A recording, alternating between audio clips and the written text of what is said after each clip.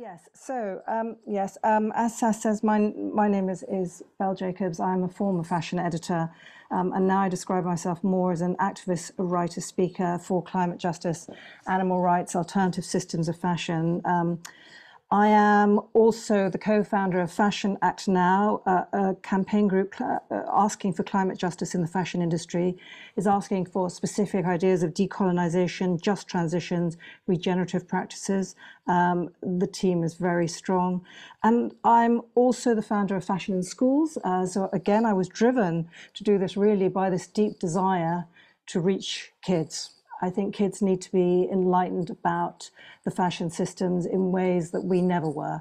I never questioned, while I was a fashion editor, the workings of the industry or its impacts on people and planet.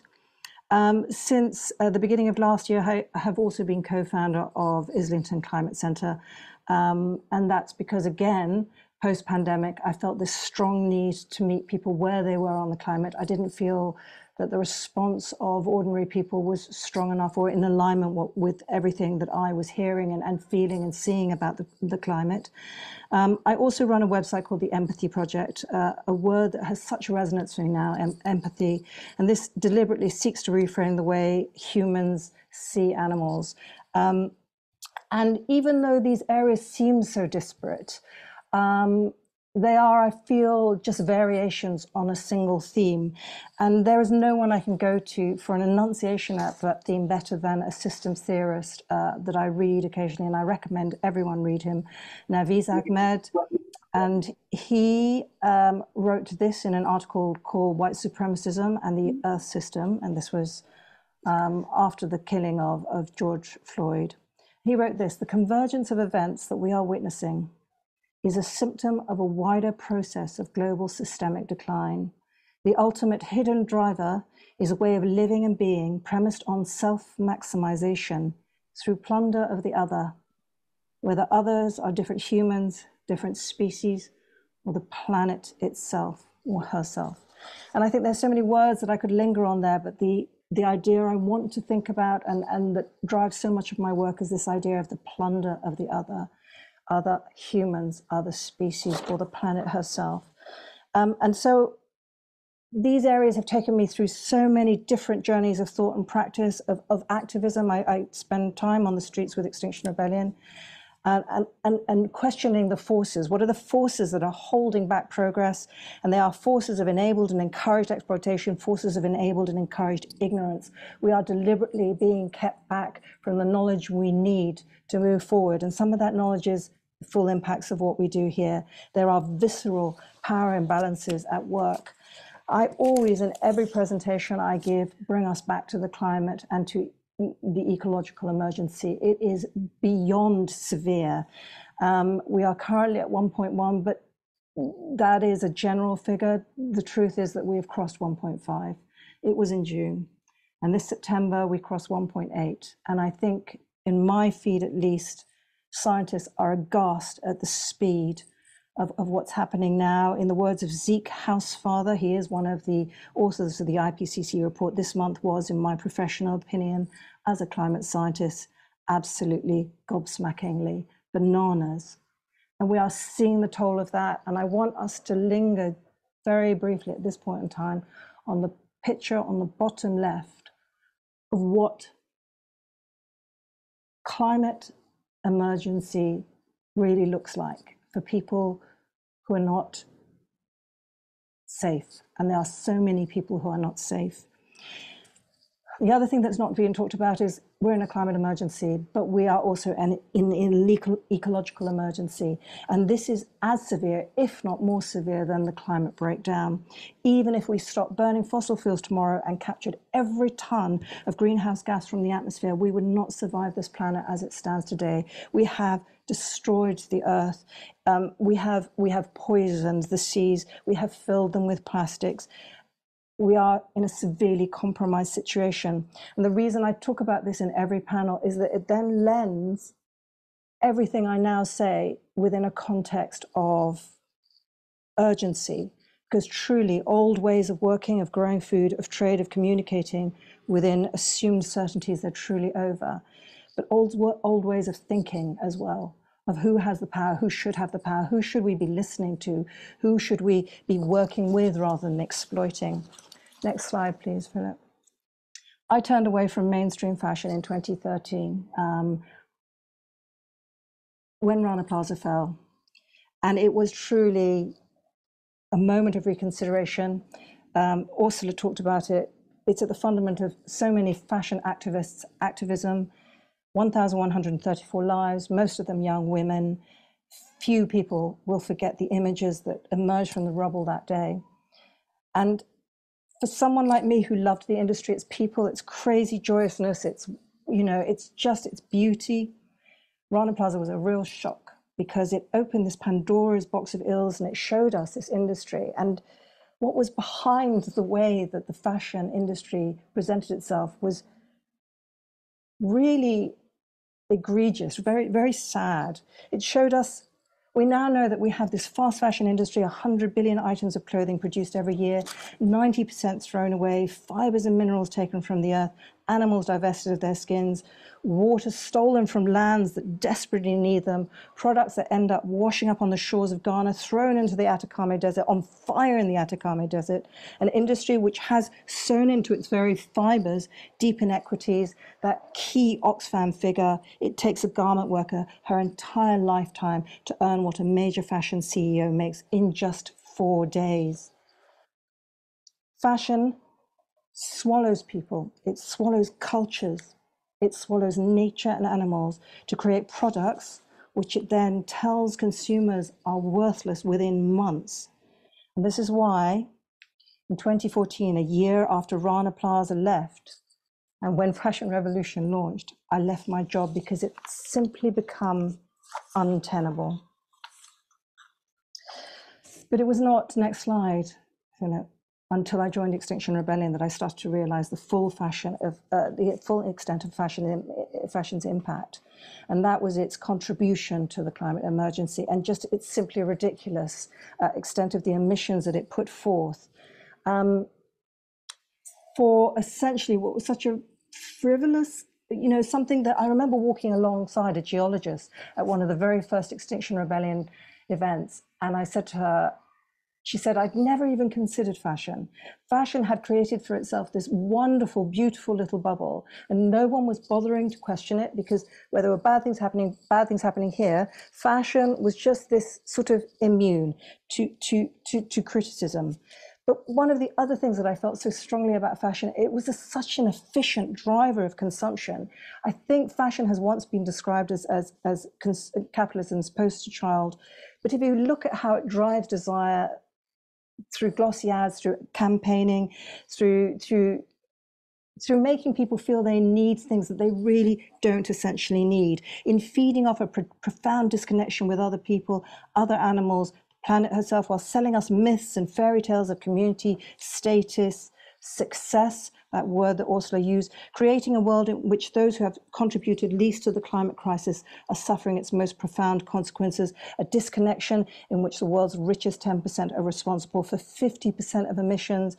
And in this weird perverse symmetry, I almost can't believe it, that the world's poorest 50% are responsible for only 10%. I was part of Exile Fashion Action. We organized a series of protests targeting the fashion industry. Perhaps the best known is still this fashion funeral staged in front of London Fashion Week, in which we called for an end to the fashion weeks as these purveyors of this relentless philosophy of new. New is better, new is necessary. It was a fantastic day because we were joined on the streets by so many people from within the fashion industry, and it spoke to the fact that there were those who knew that something was inherently wrong with the system. Can I have the next slide, please? After Rana Plaza, after the 2019 IPCC report, where we started to ask questions, a load of really fantastic initiatives were unveiled.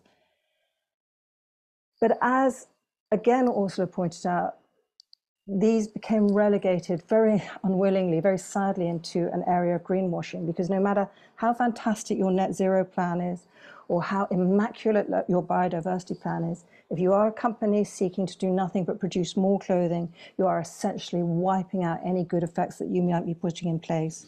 This is an insatiable industry. For example, in the first 4 months of 2022, ultra fashion brand, fast fashion brand Shein released a staggering 315,000 new styles.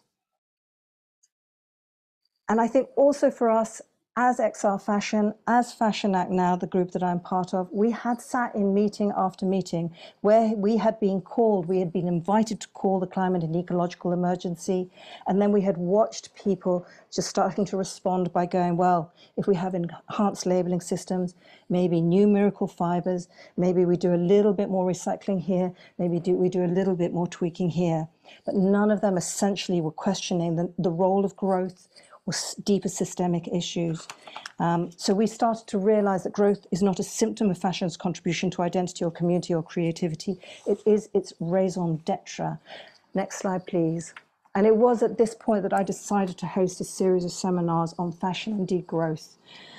And they involved amazing thinkers and speakers, Claire Farrell, Asad Rehman from War on Want, anthropologist Sandra Neeson, the UN's Ethical Fashion Initiative, Simone Cipriani.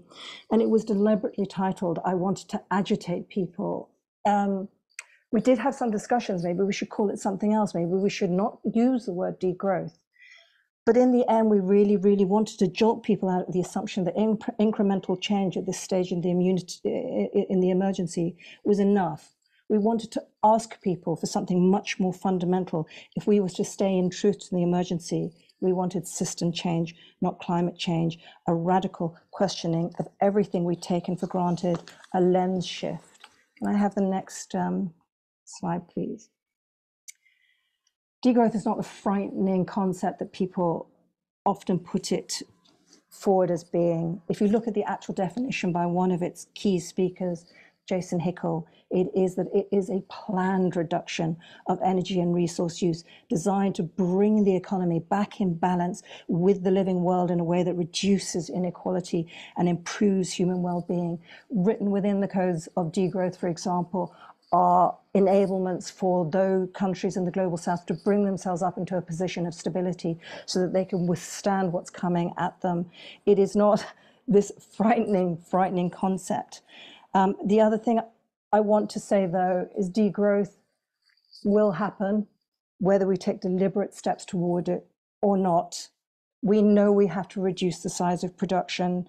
In one report by the Hot and Cool Institute, we have to reduce that figure by as much as 60 to 83%. The absolutely inspirational Kate Fletcher and Matilda Tam, in their seminal work, Earth Logic, put that figure at 75 to 95%. This is a major restructuring of an industry, and it is a major restructuring of a global economy in which it plays so large a part. But the other thing I would say is that degrowth will happen because of what's coming at us. There is an economist called George Sakralides who wrote a book called The Unhappiness Machine, and he says, I laugh hard at economies and politicians who still think they can plan, who still think they will have access to budgets in the midst of natural disasters, migration, social unrest, hunger and war. They will be lucky to just have a job if governments still exist. But even Richard Hughes, chair of the Office for Budget Responsibility in the UK, in answer to a question of what will happen to the UK's economy if nothing is done to halt climate change, he said this: a lot of our economic model would cease to work. A lot of our infrastructure would end up being underwater, unusable. There are huge changes coming, and we have this time, this window of opportunity. I know everyone's bored of hearing that, to readjust, to refigure, to reframe, to ask ourselves what is important. Whether we turn to those proactively working in craft, technology, community, and nature to respond, or whether we allow the sinking ship to take us down with it. I spend a lot of time, can I have the next slide, please? Thinking about how to drive the transformation we need to restore the planet. And these are some of the steps that I feel that we have to get to grips with. So many of the people here on the call, as both audience and speakers, know this now. We have to listen to the scientists. My feed is not just full of fashion pioneers, it is full of climate scientists. They are deeply in distress, but I have to say to you, we cannot fix what we don't understand. And the next step then has to be grieving. If you are not grieving, if you are not enraged, you are not fully taking on board what is coming. And as we grieve, grief will allow us to ask ourselves, what is it that we really care about? What is it that we love? What is it that we cannot afford to lose, cannot imagine losing? And in the end, could it be that they are all actually the same things for all of us? People, community, beauty, nature, animals, more than anything else. Therein lies our commonality. Can I have the next slide, please? And then the other thing that I feel has been missing, and this is very important for me in my work going forward, is empathy. And that's because I feel that one of Extinction Rebellion's first demands was tell the truth. And I feel that we scientists, activists, we have failed in telling the truth. It's not simply that only 30%, there was a study saying that only 30% of those interviewed for the study regarded the climate as in emergency. It's not simply that. It's not simply that we've been failed by mainstream media. We have failed, I think, because we have truly lacked the courage to face into the climate emergency and its potential impacts. We now know that we can throw figures out there and 1.5, 1.8 won't move communities at the speed we need them to move. Protest can only take us so far. There's an amazing commonality in protest, but it doesn't always work on drawing on board other people or people outside our bubbles. It's really now to engage this empathy, to engage empathetically with the climate and ecological breakdown. It's very, very human cost to tell the truth behind the truth, to look at the moments that move us. I have here a picture that just popped up on my screen. I think it came with a petition from Avaz. 50,000 people have died in the Horn of Africa due to the results of prolonged drought. But I said this to someone once, and he said, that figure means nothing to me. It's just a figure. And I think at that time, I wish I could have showed him this picture of a family who were experiencing the results of prolonged drought. Another example I'll give you is in The True Cost, again, this iconic film about how the industry works. The moment that really sticks in my mind is the moment when a young mother was sewing, and underneath her sewing table was her little child. And it seemed to me so desperately unfair that a mother had to keep her child under her sewing table, simply so that she could make clothes for those of us in the global north who value them so little.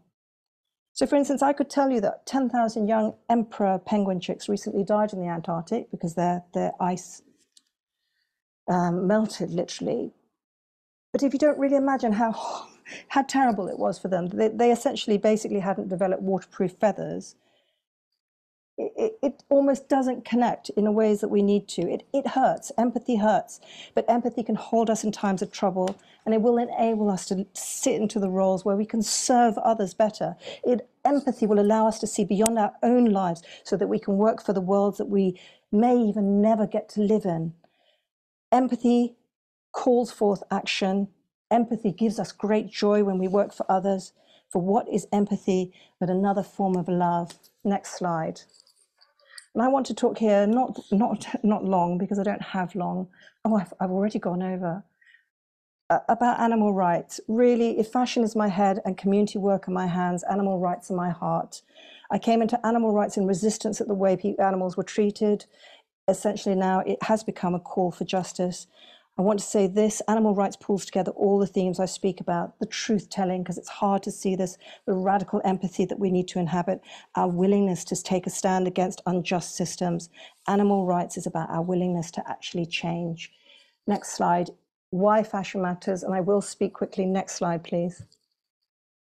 Fashion matters because, as we can see in the supply chain, it reaches into so many areas of human activity, and each of these areas is ripe for transformation in the ways that so many of my fellow speakers are doing now. We can use fashion to vision, express, to practice new ways of doing and being, valuing and acting, new ways that leave no one behind, that encourage the sharing and knowledge of skills across continents, ways that display a new humility, an ability to experiment, fail, try again, like Suzanne, embody a new resilience, again, like Suzanne, encourage in the face of maybe refusal, drawing from breakdown to discover the passionate, intuitive, creative responses to multiple emergencies, and then joy of joy, to wear all of these things and place them on our bodies.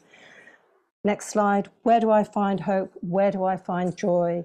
in almost every area of work I work in the moments of hope, when I talk to students and they see that they don't have to follow the ways fashion tells them to do, they can think outside boxes and they can fight injustice. I find nourishment in protest. Restore Nature Now was just the other week, and that moment in the middle was where everyone was invited to stand and call out the names of indigenous species in the UK. I find joy in the buildings of new worlds, which I do in the Climate Centre. I sometimes stand in the Climate Centre and I see crowds of people, small crowds of people sometimes, all wanting and desiring new ways of living in this world. So I find this joy in the building of new worlds. I know now that hope is in action. And I so hear what Cressy is talking about, that no matter what you do, in the end, you find yourself back in the land, in nature. I take joy in stewardship. I take joy in listening of the stories of the people here today, in projects that embody all of these philosophies. But I do want to finish just with this Yotam Maron. And he is one of the key organizers of Occupy. And he wrote this essay in the book, Not Too Late, by Rebecca Solnit. And he said this: what do we do when the world is ending? The same things that so many of the giants on whose shoulders we stand did when their worlds were ending. We choose to face our despair, to walk toward it and through it. We choose to take action, choose to build movements. We do it because we don't know how it ends, because there are possibilities out there that we simply can't see from here. We do it because every person organized in campaign one and fraction of a degree of global warming prevented will save lives, because movements that believe are far more powerful than movements that don't. And yes, we fight because fighting is one of the ways we get to nurture our courage, our generosity, our hope, and all those fundamentally human traits that we treasure more, because our lives will be infinitely richer in that struggle than outside of it. We do it because it is how we truly get to live. Thank you to the organisers and all the speakers here today. I'm sorry I overran. Thank you, Bel. I can only just thank you for your work and thank you for your commitment. I know you're someone who lives what you believe, and you're out on the streets with Extinction Rebellion and speaking for so many other people. So thank you. Okay.